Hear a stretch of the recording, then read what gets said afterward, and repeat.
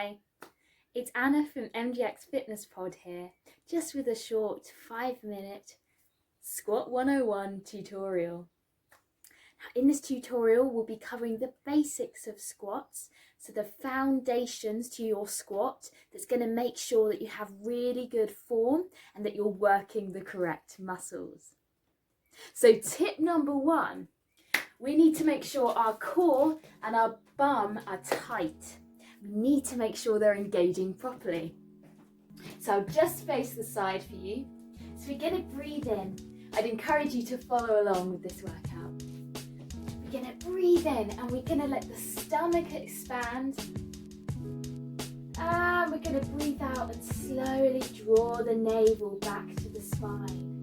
And you see how very gently my waist cinches in. So it's not a big pulling action, but there's a gentle cinching in of the waist as I breathe out. At the same time, we want to make sure we're squeezing the bum. So you can place your hands on your bum and just practice squeezing and releasing. Squeezing and releasing. So this position, your waist cinching in and your bum squeezing, is your setup for your squat, even before you squat down. You do want to make sure that these two areas are keeping you in a nice, straight, long, neutral spine throughout your movement of the squat. So that's tip number 1. Tip number 2, you want to make sure you're getting the right action of the squat. So in the lowering phase, our posture is nice and tall, but as we lower, we're going to push the bum out whilst keeping a nice, straight, neutral spine. And then as we push back up, we're going to very slightly hinge the hips forward. So we're coming slightly more forward than straight, yeah? And what this does, it makes sure that we engage the glutes. The two main areas that we're working here are our quadriceps and our glutes, as well as our core. So by doing a slight hinge of the hips at the top, we're making sure that we really engage those glutes. So just a recap, we're keeping the core tight, we're squeezing the bum, and we're slightly hinging in the forward and back motion. Tip number 3, we want to make sure our knees are tracking over our toes in our squat.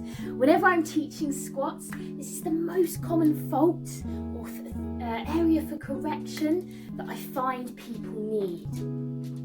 So what you want to make sure is that your knees are hip width apart, your legs are hip width apart or slightly wider. As you go down, you want to make sure your knees are tracking over your toes. So you see how they're in a nice straight line for me? So my knees are not spilling out and they're not coming in. Something that's also really important to check, and you can check this by checking your knees when you squat down,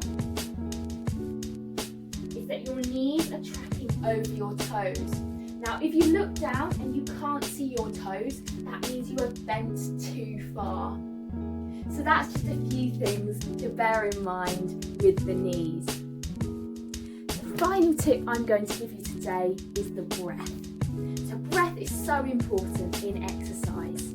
Really make sure we're engaging the core, and it really helps us perform exercise more efficiently. So with our squats, we want to make sure we breathe in as we go down on the lowering phase, and we breathe out as we come back up. Again, we're keeping the core tight, but we're not forgetting that when we breathe in, we're breathing in with the belly. So there will be a slight expansion of the belly, and as we breathe out, our core will draw in slightly. So I'll give you a little demonstration. Remember, neutral spine, waist cinching in slightly, bum squeezing nice and long, head facing forward, knees hip width apart. We're going to breathe in to go down, and breathe out to come up, slight hinge. Let's try that again. We're going to breathe in to go down, breathe out to come back up.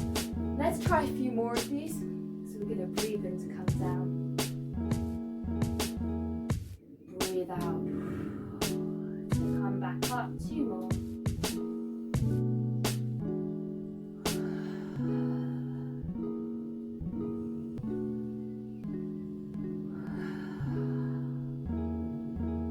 So that's Squats 101 for you. I hope you enjoyed today's workout. Again, if you've got any further questions, I would recommend that you ask a qualified fitness professional, or perhaps if you're doing an online fitness class, don't be afraid to ask your instructor questions. Again, if you're doing exercises, incorrectly over a long period of time, it can cause injuries. So just something to bear in mind, and that's why I think having good form on the basic exercises is really important. So I hope that's been useful for you and that you've enjoyed.